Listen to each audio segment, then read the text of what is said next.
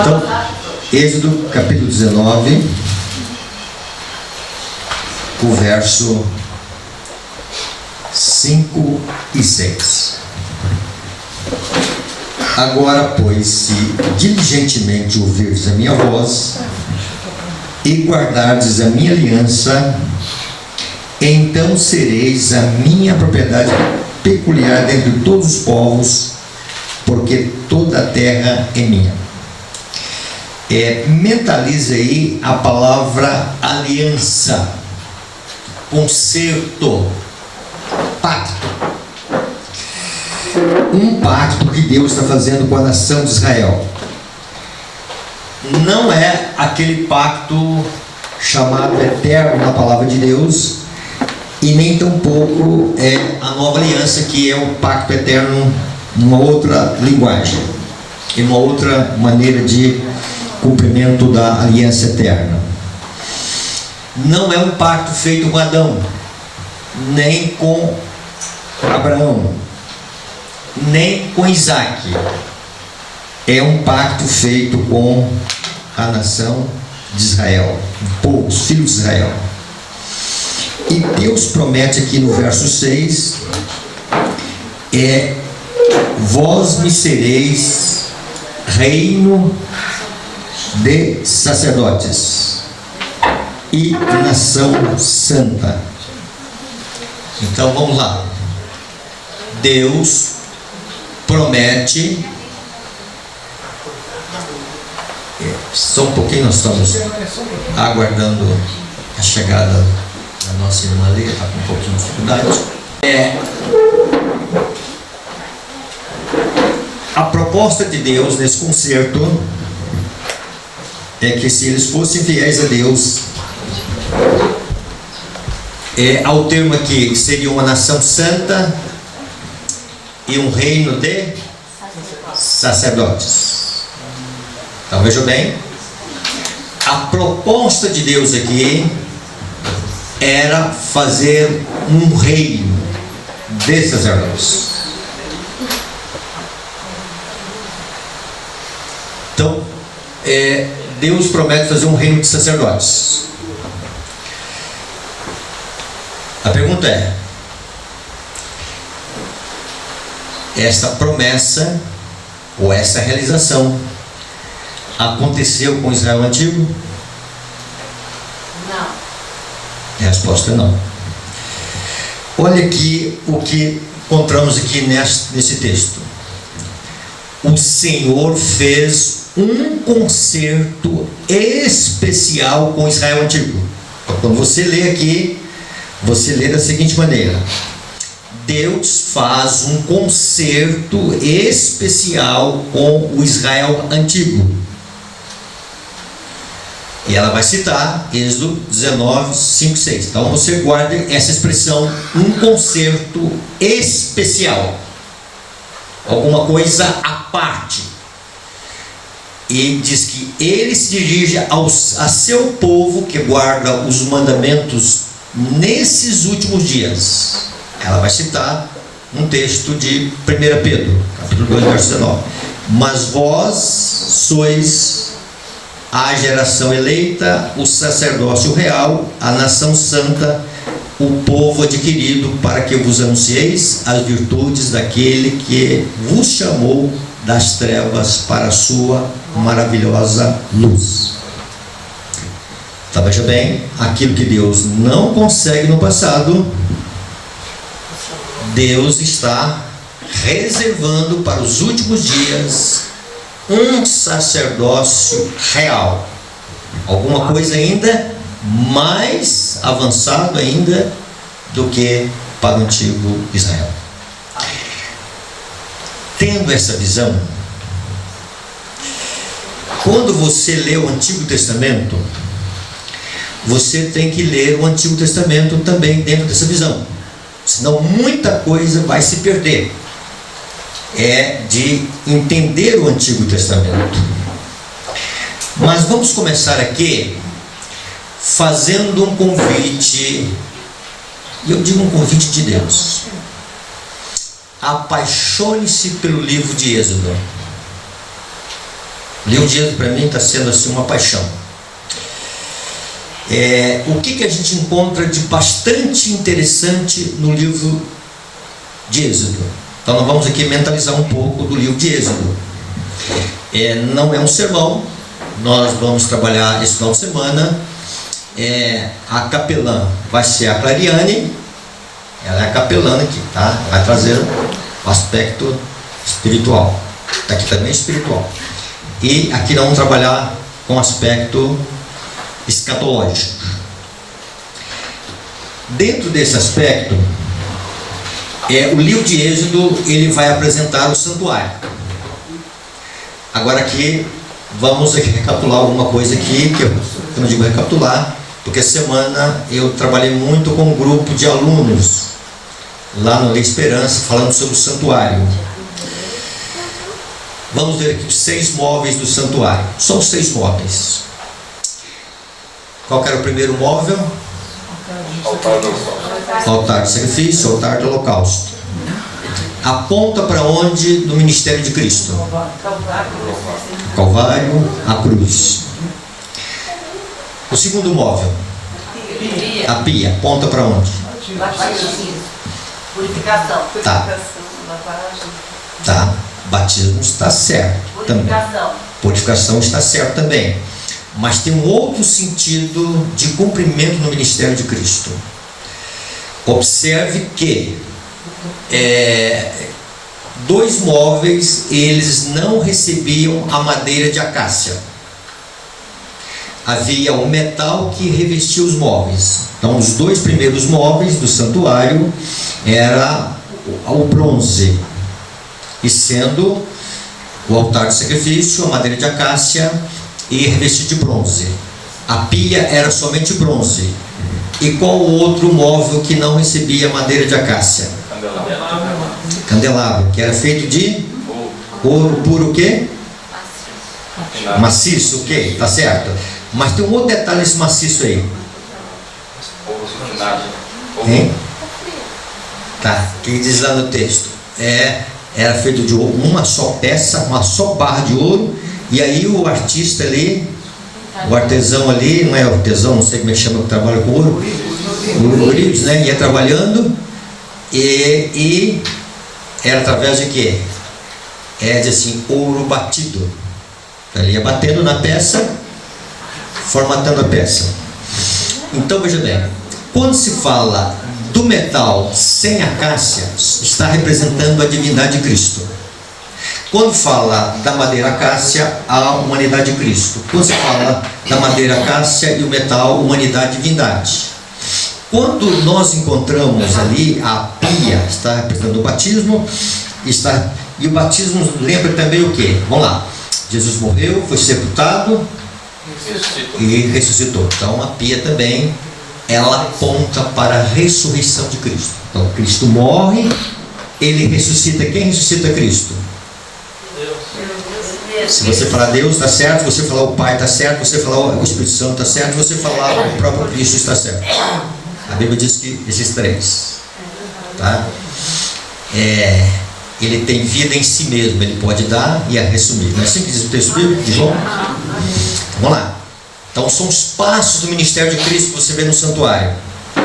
Qual o próximo passo de Cristo depois da ressurreição? Subiu o céu para onde? Está ali no santuário. E ali você vai ver o primeiro móvel ali que tinha ali. Uma mesa. Essa mesa aponta para Cristo como o quê? Pão da vida.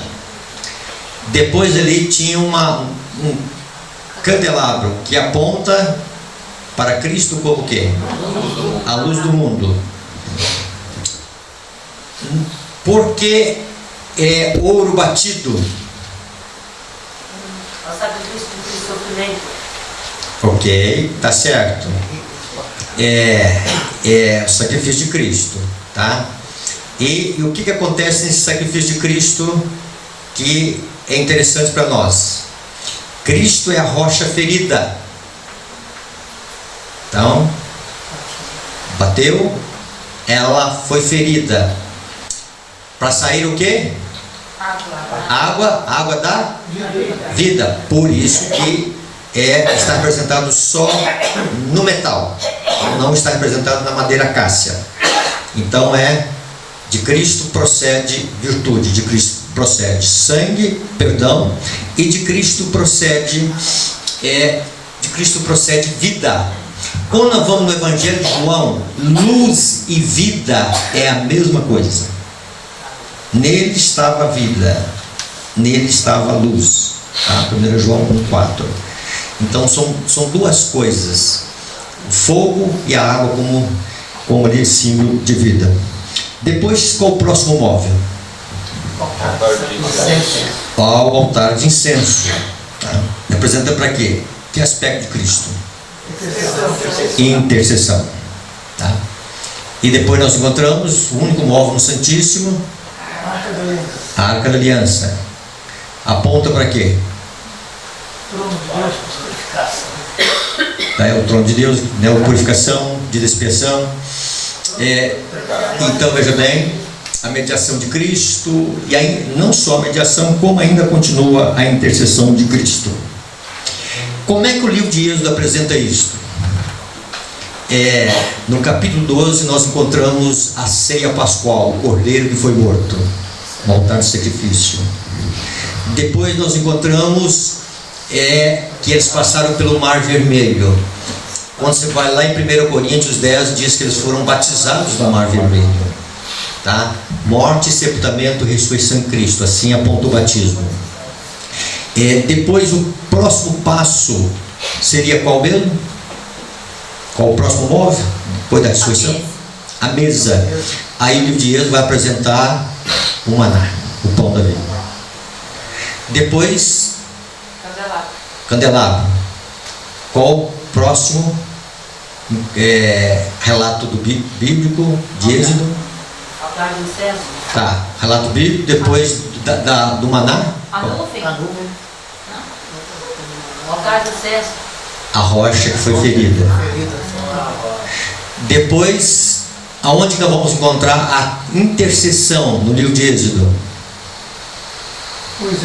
Moisés. Se você ver o livro de Êxodo, está numa sequência. Depois, qual o próximo móvel depois da intercessão? A lei de Deus. Tá?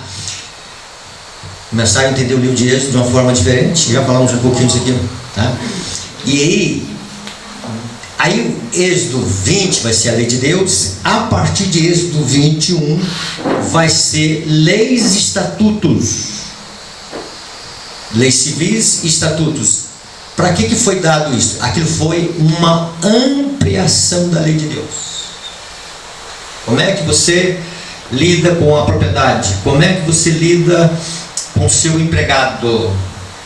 Então são leis que foram dadas ali, ampliando como eles deveriam se comportar diante de algumas coisas na vida. Aí nós chegamos em Êxodo capítulo 25, verso 8. O que diz lá? E me farão santuário para que eu possa habitar no meio deles. Percebem que o conceito, tudo apontando para Cristo, já estava começando a ser ensinado para o povo de Deus antes mesmo de Deus mandar construir um santuário. Tá? E aí, depois do santuário, aí Deus começa a dar para Moisés instruções como seria a construção do santuário. E como é que seria essa construção? A primeiro móvel. Qual foi o primeiro móvel? A Arca da Aliança. Tá? Primeiro móvel. Vamos aqui. Aí você vai na descrição, chega lá no final. Vamos agora em Êxodo 31, tá? Você não vai ler, não, só vai chegar em casa e vai ler isso, tá? Vamos só mentalizar aqui. E lá em Êxodo 31 vai descrever a parte final, vai ser a questão dos sacerdotes, como é que vai ser a roupa, Arão vai ser o sacerdote, os seus filhos, e também vai ter ali, Deus vai capacitar de sabedoria aqueles que vão trabalhar na questão do santuário. Agora, preste atenção nisso aqui. É aqui que nós queremos parar aqui, tá? Tudo isso aqui é uma base para nós avançarmos na promessa de Deus. Se nós entendermos isso aqui, agora nós vamos ver muita coisa de bom. Nós só tem coisas boas, né? Na palavra de Deus. Mas vamos ver sim muita coisa que vai ampliar o nosso conhecimento esse final de semana. Dentro desta visão do livro de Êxodo, agora vamos ler agora. Depois que Deus dá as instruções de tudo, Deus vai dar o último enfoque.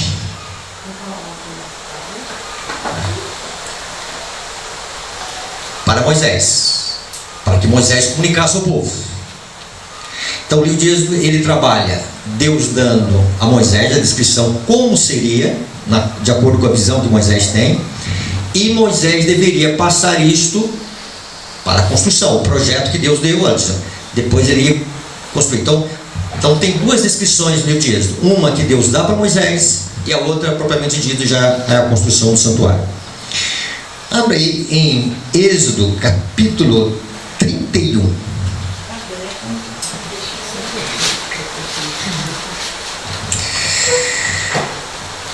A partir do verso 12, diz o seguinte: diz mais o Senhor a Moisés: tu, pois, falarás aos filhos de Israel, eles dirás: certamente guardarei os meus sábados, tá? Pois é sinal entre mim e vós nas vossas gerações, para que saibais que eu sou o Senhor que vos santifica. Vamos voltar lá na questão da aliança. A aliança especial que Deus faz com o seu povo. Deus estava prometendo fazer uma nação santa. E o que o sábado apontava? Tá, ok, está a sua resposta certa. Mas no texto aqui, um sinal. Sinal de quê? Entre eu e Deus. Que a santidade que se manifestava na vida da nação, e o sábado era essa marca, era resultado da atuação divina. Então leia a Bíblia agora nesse contexto. Deus falando para os seus filhos no passado e dizendo: olha, guarde os meus sábados. Dentro desse enfoque, veja o que está no verso 16. Pelo que os filhos de Israel guardarão o sábado, celebrando por aliança perpétua nas suas gerações. Então vamos colocar isso aqui primeiramente para o Israel, o antigo Israel. O que o sábado representava então para eles naquele momento? Aliança perpétua. Aliança perpétua. Em que sentido? O sinal que apontava o Criador. O sinal, vamos olhar no contexto. O sinal que estava dizendo que a garantia que Deus iria cumprir isso aqui estava em relação ao sábado. Entenderam isso? Então Deus dá uma aliança e diz: olha, vocês vão ser uma nação santa. E agora, dê uma atençãozinha para o sábado. Atençãozinha não, uma atenção grande, tá? Porque ele é a certeza, a garantia de que as promessas vão se cumprir.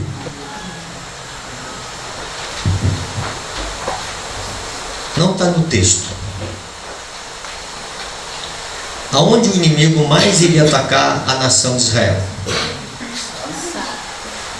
A característica principal do judeu.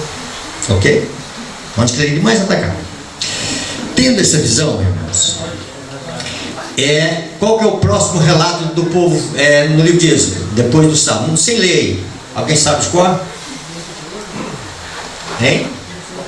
Aí aparece o bezerro de ouro. Então vamos lá. Lei, os 10 mandamentos, construir um santuário, lei, sábado, bezerro de ouro e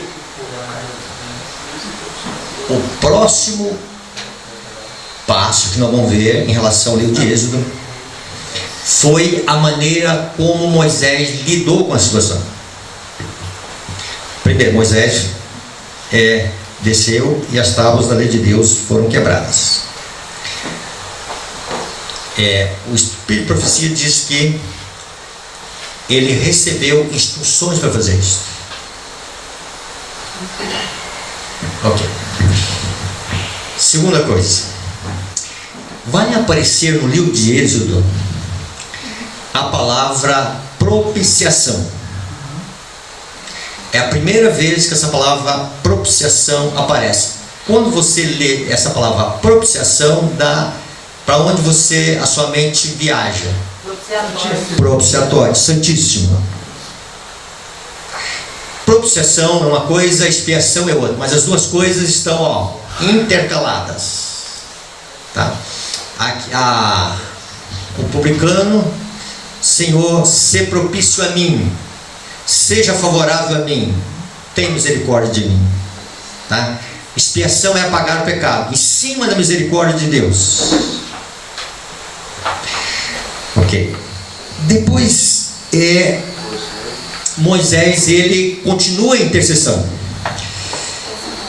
A intercessão, apesar do altar de intercessão estar no lugar santo, a intercessão de Cristo não cessa no lugar santo, ela continua no Santíssimo. Tanto é que Hebreus 9 vai colocar o altar de incenso no Santíssimo. Não é assim? Está no livro de Hebreus 9. Depois você chega em casa, você pode conferir. É muita informação, mas só que nós temos que entender essa abordagem aqui para entender o contexto da aliança. Porque se nós não entendermos esse contexto da aliança, nós vamos ler o Antigo Testamento e muita coisa nós não vamos entender.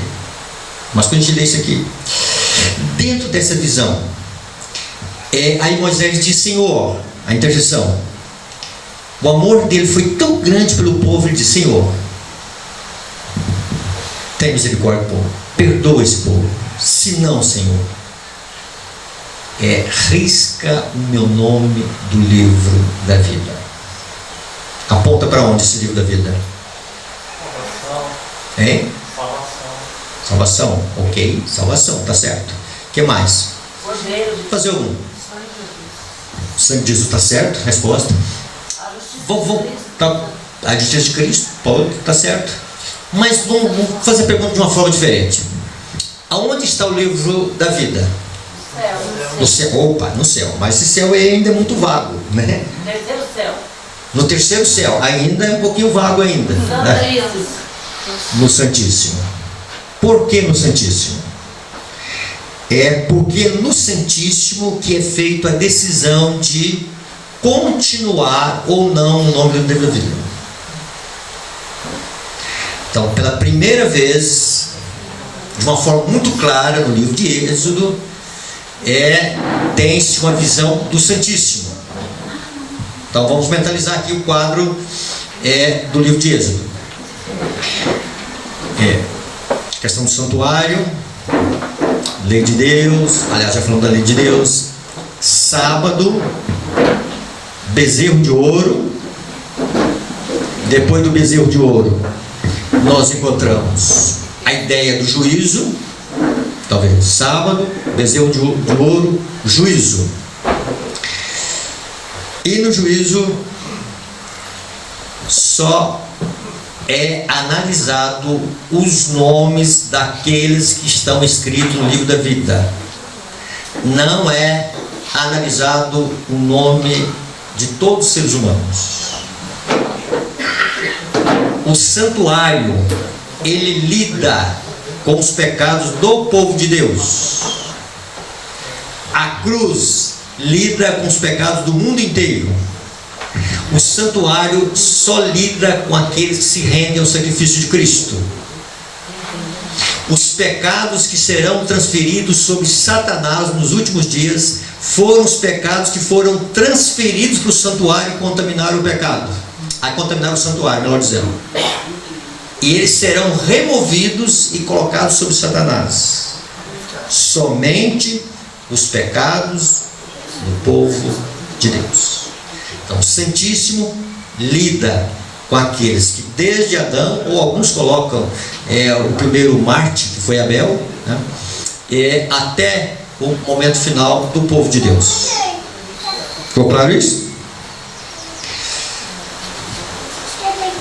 Tendo essa visão de juízo, vamos acrescentar uma outra visão. Se naquela época fosse o juízo investigativo, não foi, mas se fosse, quem seriam os eleitos de Deus? Dentro da visão de Êxodo. Israel. Moisés. Tá, pode colocar Moisés, mas vamos deixar Moisés de lá. Quem seriam os eleitos de Deus? Faz a pergunta de Os novo. profetas? Nós. Os Não. levitas. Quem respondeu os levitas aí? Os levitas.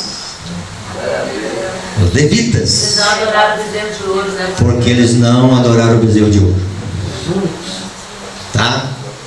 Eles não pecaram contra Deus. E o nome não seria arriscado no livro da vida. Certo? Ficou claro isso? Não é maravilhosa a palavra de Deus? Sim. Tá? E aí é o seguinte, então a gente tem que entender a palavra de Deus como ela é, tá? Tendo agora essa visão de juízo de Levi, e aí o que Deus vai honrar com Levi? Com os filhos de Levi? Sacerdócio. O sacerdócio. Então veja bem, a tribo de Levi agora, ela no Antigo Testamento, ela vai aparecer. O sacerdócio vai aparecer, porque eles foram honrados. E Deus disse: olha, porque vocês não se curvaram ao bezerro de ouro. Esse bezerro de ouro, irmãos, ele é bastante interessante. Não vamos interpretar não, vamos só ver o que o texto está dizendo. Esse bezerro de ouro era uma ideia, vamos colocar assim, naquele tempo judaica, né, israelita, mas vamos colocar com o nosso contexto cristã. Era uma ideia cristã ou uma ideia pagã? O bezerro de ouro era. Pagando com intenção cristã. Quem deu ideia foi Arão. Tá. Então, veja bem, de onde tinha essa questão de adorar o Senhor Deus? É uma ideia cristã ou uma ideia pagã? Cristã. E essa ideia de representar Deus por um bezerro? Lá do Egito. Do Egito, pagã. Quando a gente vai para Elias, ele vai dizer para o povo assim: até quando cochoareis entre dois pensamentos, Baal ou Senhor? Uma hora a nação estava assim, Baal, outra hora Senhor. Só que o Israel não. O que o antigo Israel fez? Aqui na questão do bezerro de ouro, juntou as duas coisas, fez uma fusão, e com isto eles tinham uma visibilidade de Deus, e com isto eles tinham o que mais, além de uma visibilidade de Deus? Adoração falsa a Deus. Uma adoração falsa a Deus. Ok? É verdade isso. O que mais?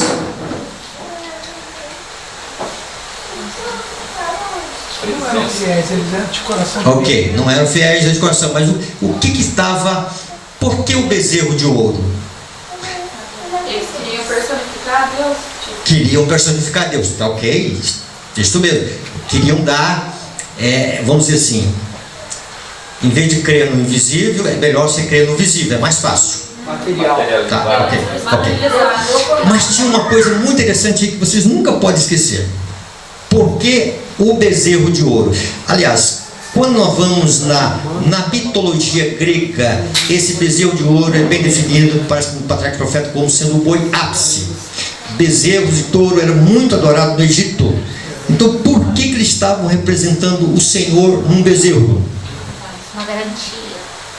Garantia de quê? De retornar no caso. Se eles retornassem, Se eles retornassem. os egípcios iriam o quê? Aceitá-los, porque era o Deus. Entendem isso? Olha lá. Preste bem atenção nisso aqui.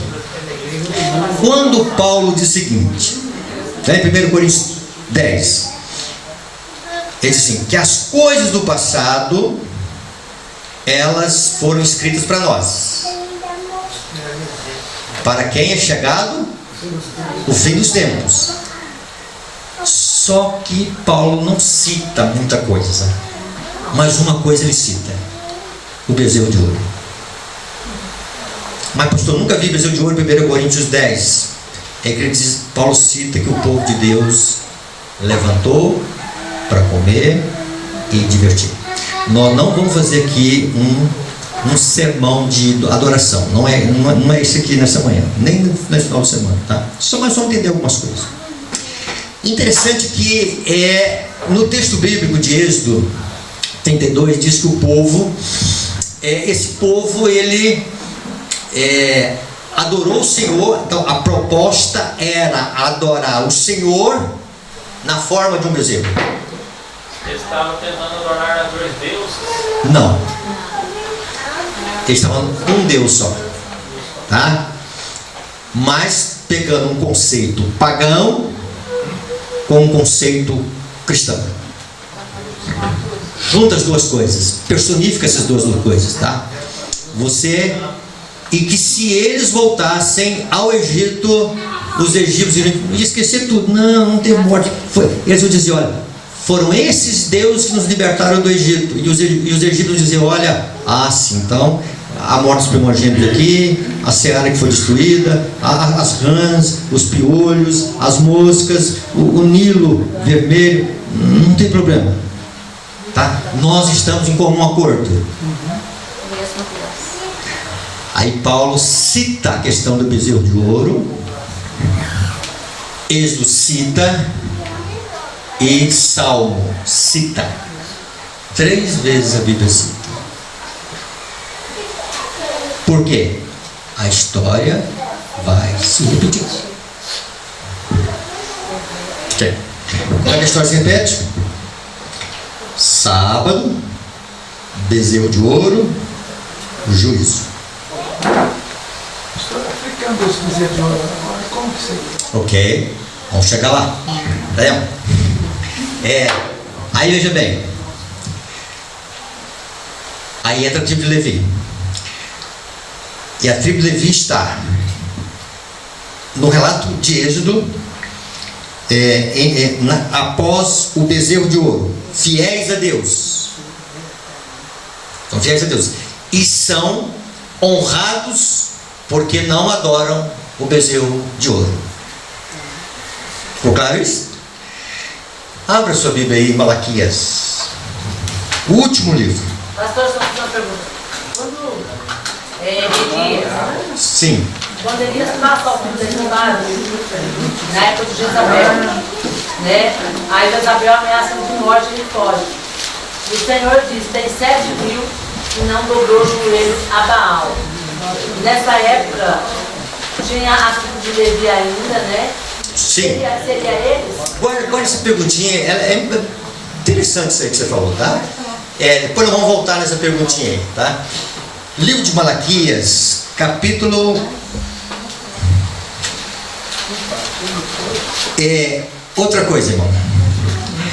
Por que estudar Malaquias? Quando a gente fala em Malaquias na igreja adventista, a primeira ideia que vem na sua mente, o que é? Dízimos e ofertas. Tá? Mas a gente não estuda Malaquias. Agora entender na visão de Malaquias, por que o povo não estava devolvendo o dízimo a Deus. De início, nós vamos ver uma coisa aqui no livro de Malaquias. Veja o verso, capítulo 2, o verso 4. Então sabereis que eu vos enviei esse mandamento. Para o quê? Para que o que mesmo? Aliança. Esquecemos um detalhe aqui, tá? Aliança. Então vamos lá. O bezerro de ouro, ele está logo no início da história do povo de Deus ali no deserto. O santuário não tinha sido construído, ainda não havia os espias, no sentido de que ficaram 40 no deserto. Era ali o início do povo de Deus no deserto. No final da história de Israel aparece uma outra cena. Antes deles entrarem na terra prometida, aí aparece Moabe e aparece Balaão. Tá. Vamos lá recapitular algumas coisas aqui na tipologia. Quando você vai no Apocalipse, se não me falha a memória, o Apocalipse vai mencionar a expressão falso profeta, parece que 2 vezes. 2 vezes. E nessa questão falso profeta, o que é o falso profeta no Apocalipse? Hein? Quem é o falso profeta no Apocalipse? Estados Unidos. Ok, os Estados Unidos, mas de uma forma... Poder político, protestantismo apostatado. Protestantismo apostatado. Esse é o falso profeta. E o falso profeta fala em nome de Deus, mas não é Deus, está apostatado. Quem era Balaão? Um profeta apostatado. Faz sentido? E na hora final do povo entrar na terra prometida, Moabe diz, Moabe e Amon, a montanha, tá? Qual era a religião dos moabitas e amonitas? Paganismo, ok. Mas o que eles absorveram dentro do paganismo?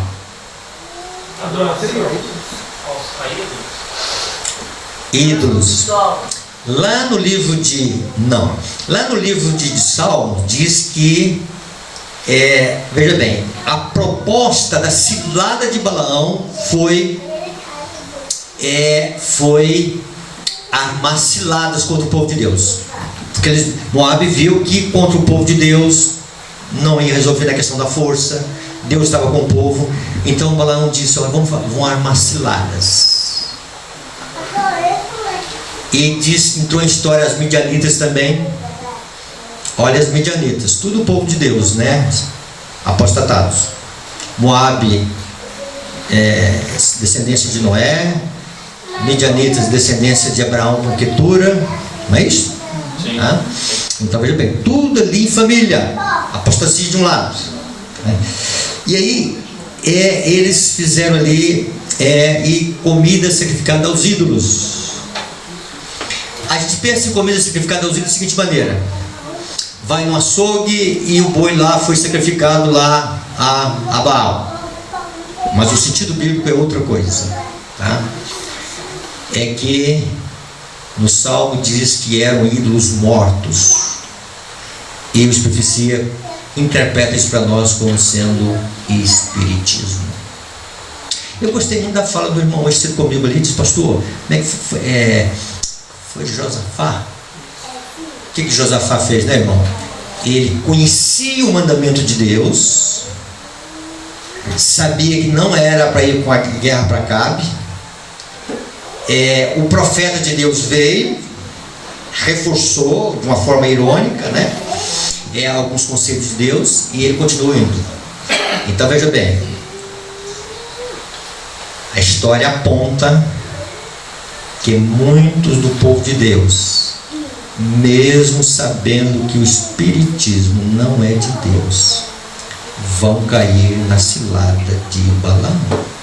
Por isso, irmãos, a irmã White, no grande conflito, ela pega o grande conflito e no momento final ela dedica, não é um capítulo não, são vários capítulos falando sobre a natureza do homem, sobre os ardis do inimigo, sobre os invisíveis defensores do homem, sobre os inimigos dos poderes das trevas. Ela descreve numa abrangência.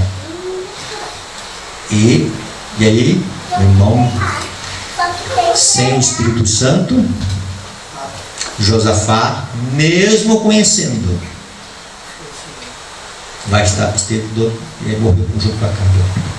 Um outro aspecto dentro desse espiritualismo é quando nós encontramos a história de Saul. Saul, mesmo mandando matar tudo de feiticeiro da vida, no final está consultando uma feiticeira. Então veja a tipologia aqui. Dentro dessa tipologia, nós encontramos que ali está as midianitas, o povo de Israel, a festividade e uma praga, e entra Finéias. E Finéias pega a lança, e havia ali um casal, e esse casal estava desafiando a Deus naquele momento. Estavam assim, tá? E Finéias, Ele era o príncipe do povo de Deus, né, pastor? e o que Deus faz com Finéias? Porque ele foi sacerdote. Finéias, vou confirmar com você um sacerdócio perpétuo. Estão entendendo? A linhagem de Levi sendo confirmada com Finéias. Aí vamos agora ao livro de Mateus. Viu agora que Mateus ou Malaquias?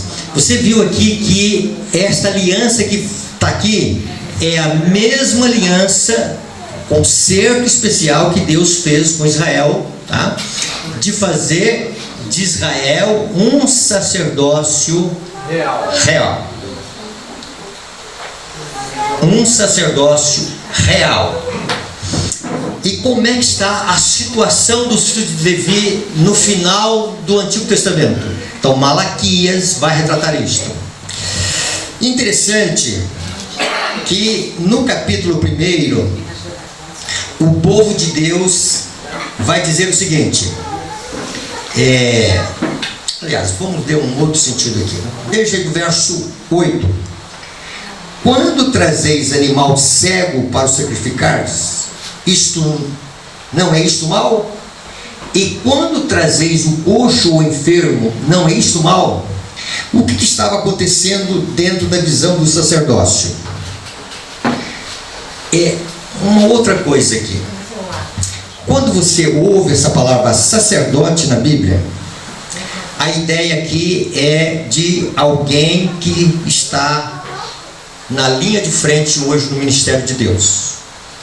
Ok, em algum momento você pode fazer a aplicação, mas aplica aqui nesta manhã e ao longo do Antigo Testamento, sacerdócio, uma promessa que Deus faz para os últimos dias. Para quem? Os líderes religiosos. Para o remanescente. Para o remanescente. Então é uma promessa para quem? Para nós.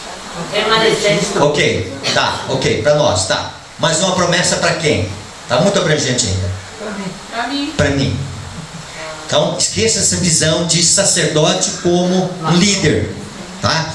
Mas sacerdote como a minha vida. O que Deus sonha comigo? Que no momento final, nos últimos dias, eu faça parte desse sacerdócio que Deus não conseguiu cumprir com Israel antigo e vai cumprir com Israel moderno.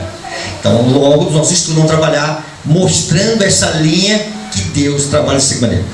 E o que estava acontecendo com os filhos de Levi ali na época de Malaquias? Eles traziam ali um cordeirinho, um animal, e esse animal estava cego e coxo e enfermo.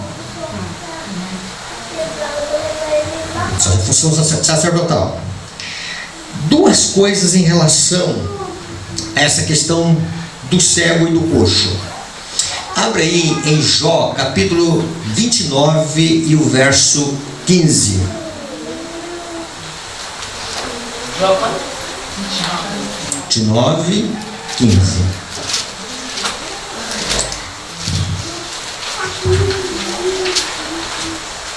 Eu me fazia de olhos para o cego e de pés para o coxo. Então veja bem, Jesus é o caminho para quem não consegue andar. Amém por isso. Nós, por natureza, estamos mortos nos nossos delitos e pecados. Então, a graça de Cristo, ela nos liberta, e a gente pode ver isto no caso que o Novo Testamento vai apresentar para nós dois paralíticos. E Cristo liberta, e eles vão andar. Quando diz aqui que Cristo, a visão bíblica é que tudo aponta para Jesus. Então, quando o animal era manco, não tipificava Cristo. E quando o animal era cego, também não tipificava Cristo, porque Cristo é Ele que dá para nós o sentido da visão correta das coisas. Cristo é aquele que abre os nossos olhos. Interessante que o hino que a gente cantou aqui, Vitória para Cristo, abre, Senhor, os olhos meus, né? Não, foi outra coisa aqui. Então, é Ele que dá vida ao coxo, e é Ele que recupera vista ao cego. E ao cego deu visão. E ao cego deu visão. O hino fala sobre isso. Este é o sentido da atitude do sacerdócio da época de Malaquias. Mas tem um outro sentido também. Qual que é o outro sentido? Veja o que está em Malaquias, capítulo 2. Vamos lá, voltar ao livro de Malaquias, no capítulo 2, verso 17. Enfadais o Senhor com vossas palavras, e ainda dizeis: em quem enfadamos? Nisto que pensais? Qualquer que faz o mal passa por olhos bons do Senhor. Então também eles tinham uma dificuldade aonde?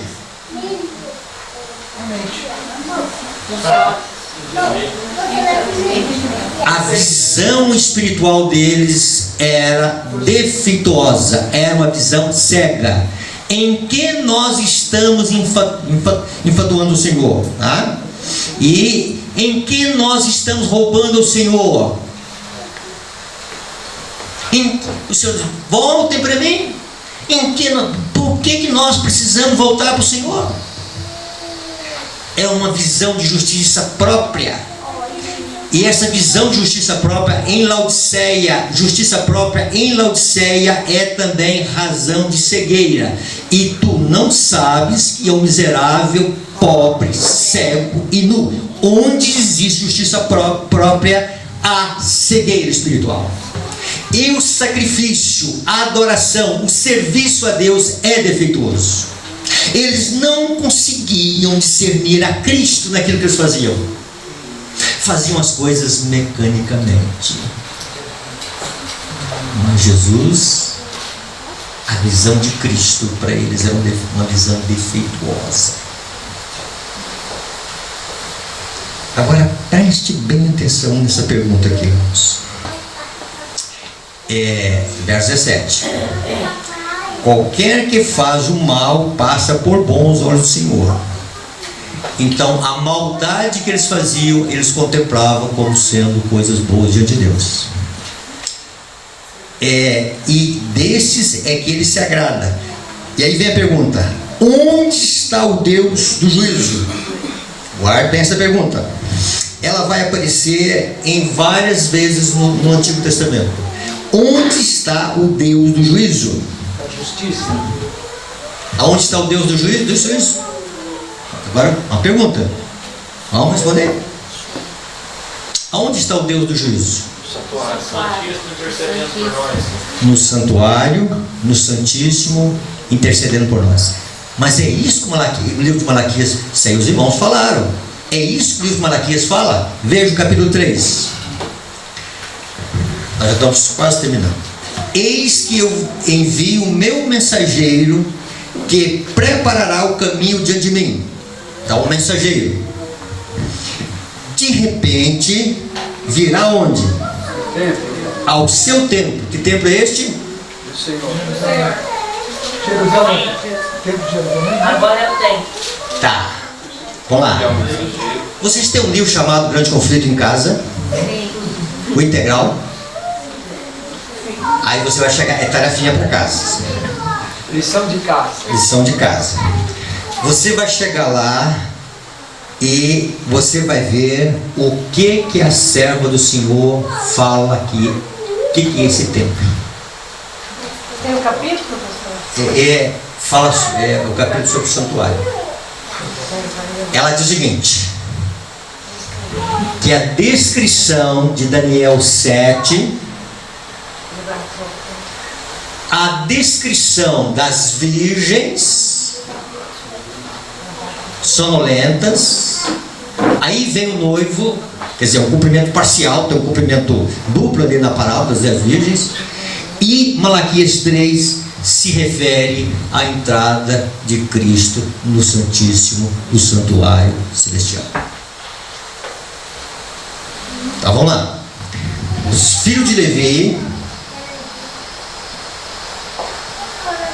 na corrupção espiritual, na justiça própria, estão desagradando a Deus no serviço. Mas estavam desagradando a Deus no serviço porque eles estavam o quê? Cheios de justiça própria. E aonde está o Deus do juízo? Aí Malaquias vai apresentar. De repente virá ao seu templo o Senhor, a quem vós o buscai. E ela diz o quê? Quem é que vem ao templo? Que está no texto bíblico? O anjo da aliança. O que esse anjo da aliança vem fazer? Cumprir a aliança com os filhos de Levi. Tá? De que seria um sacerdócio perpétuo e seria um sacerdócio real.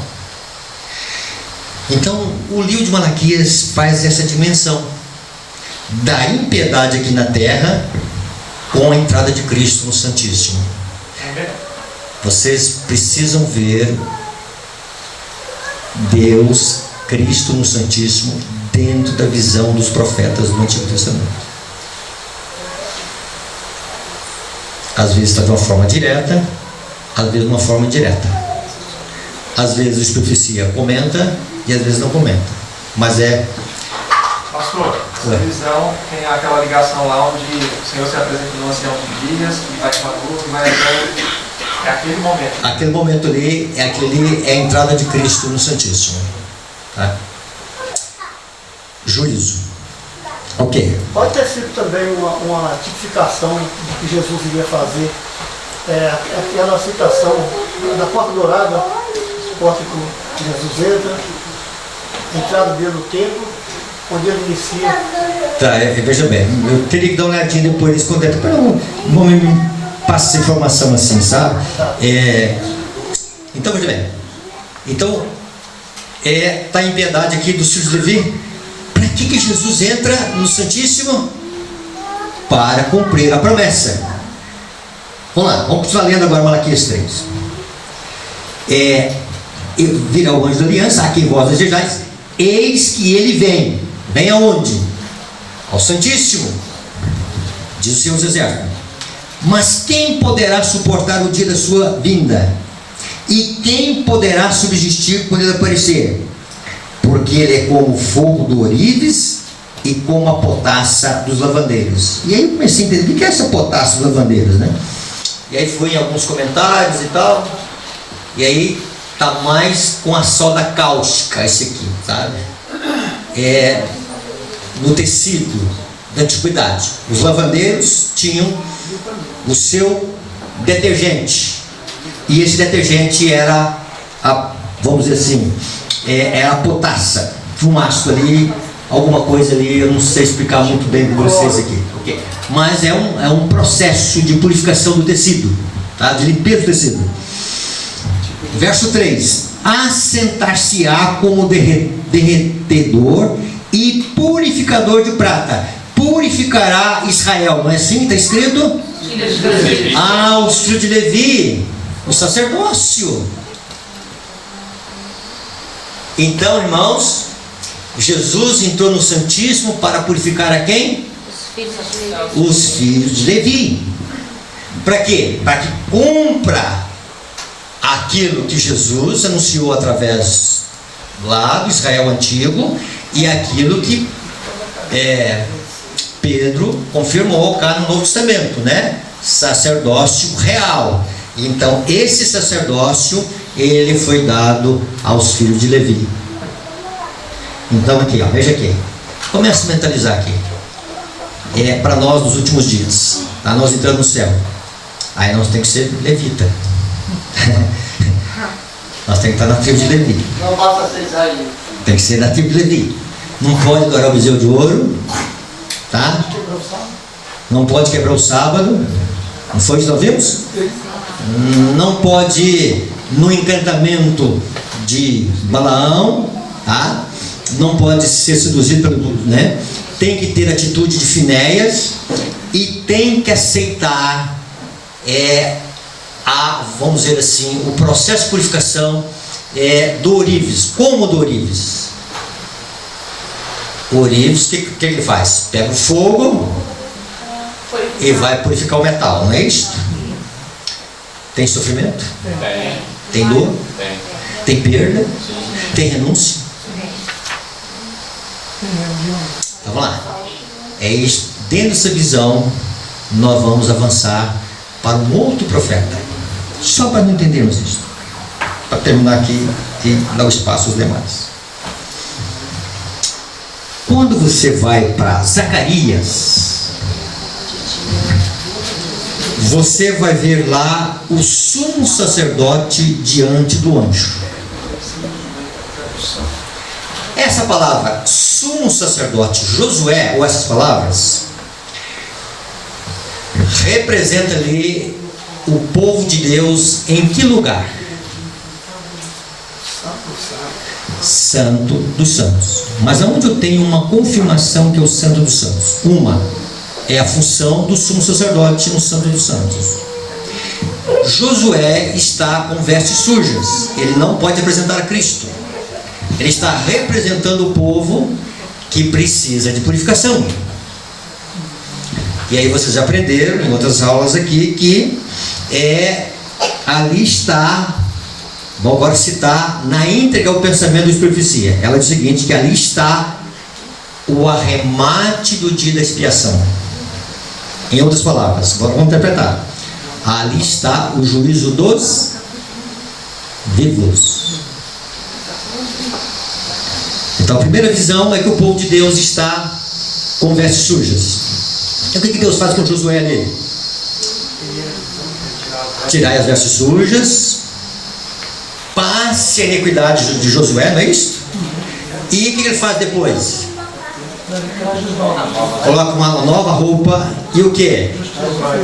E coloca uma mitra na cabeça de Josué, uma mitra novinha. Sacerdócio confirmado para sempre.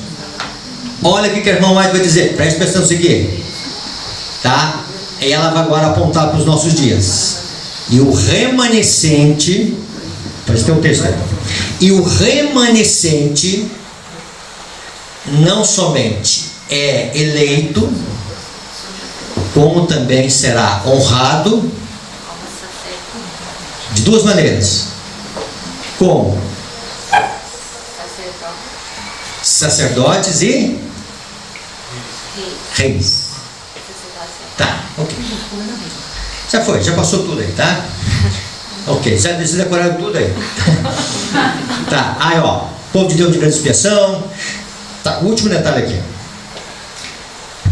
Além do povo de Deus estar lá representado com vestes sujas diante do anjo, de que outra maneira é apresentado no mesmo capítulo, logo adiante, diante das acusações de Satanás, como que o povo de Deus está sendo representado?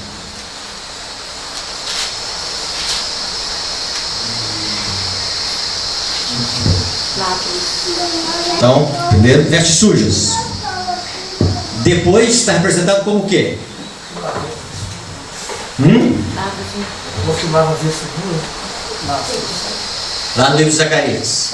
Primeiro, uma visão do povo de Deus representado na pessoa de Josué. Ali está uma apresentação do povo de Deus com vestes sujas. Depois, Deus compara o seu povo ao quê? Tem ali o mar. Nunca esqueçam disso. Acharam aí? Alguns. Aí vocês me ajudam a pregar. A falar, a ensinar.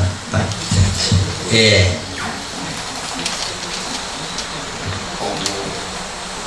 Juízes, como julga. Tem sentido, mas veja bem. Como é que é visto o povo de Deus aí, além de estar com vestes sujas? Com um tição tirado do fogo. Tá vendo que vocês sabiam? Tá? Então é o seguinte. E o que esse tição tirado do fogo? A igreja remanescente será levada a grande prova e aflição. Estão entendendo aqui, irmãos, aonde vai atuar o ourives? Aonde vai atuar a potassa de lavandeiro? Tá? É um processo de purificação. Então é o seguinte, nós vamos ver isso mais adiante, tá? Aí nós vamos ver nessa visão aqui agora. Depois nós vamos pular para Oséias. Depois de Oséias nós vamos pular para Joel. Depois de Joel nós vamos pular para outra tipologia do Antigo Testamento, tá? Podemos finalizar aqui? Ok. Quantas horas são?